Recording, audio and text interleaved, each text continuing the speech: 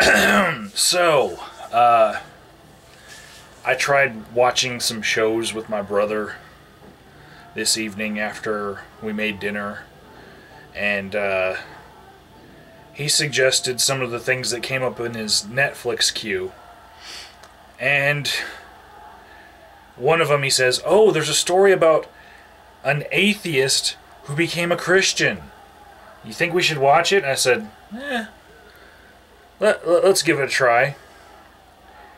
And the movie is called Lee Strobel's The Case for Christ. And something happened during the course of us watching this. We were, picking apart little things about it here and there. Like in the beginning, he gives a very narrow definition for atheists, and really uses the definition that atheists deny the Christian God, because it's God with a capital G. But I was willing to look past that because, it's his show and he's a Christian, and, you get a lot of that in the world.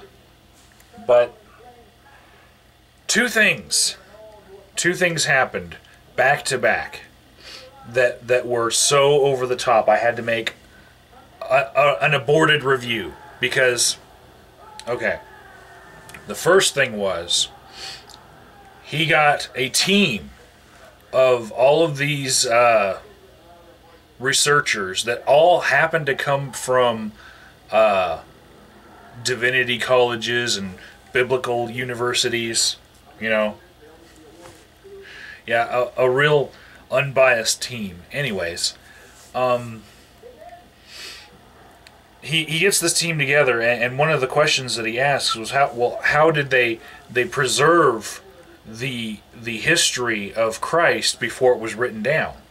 And this team comes up with the notion that the oral tradition was great for preserving the words, because when one man would tell the story, another man would hear the story, and then if he got anything wrong, he would correct him.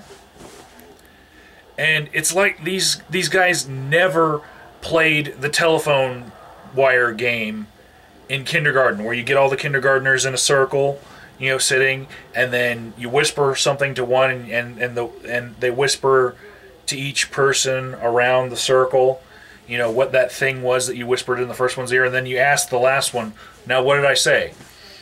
And it's always completely fucking different. Always. And it's like these guys never played that game. They were completely defending the oral tradition in a very nonsensical way, just brushed it aside, gave it maybe 1 minute,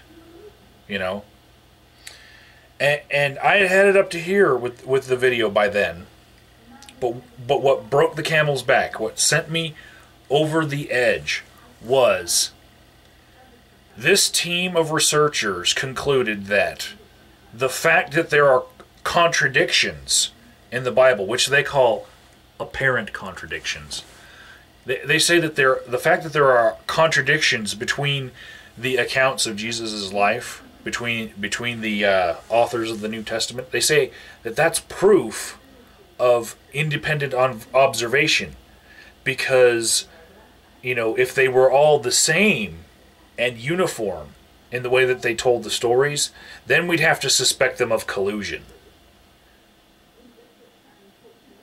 So contradictions in the stories are a good thing. And that's when I had enough. My brain was hurting from all of the dishonesty. So I turned the movie off. My brother is in the den watching an episode of Spartacus, the bloody thing from Showtime, I think. The next thing in his Netflix queue, because I had to cancel our show night. Show aborted. No, not watching anymore.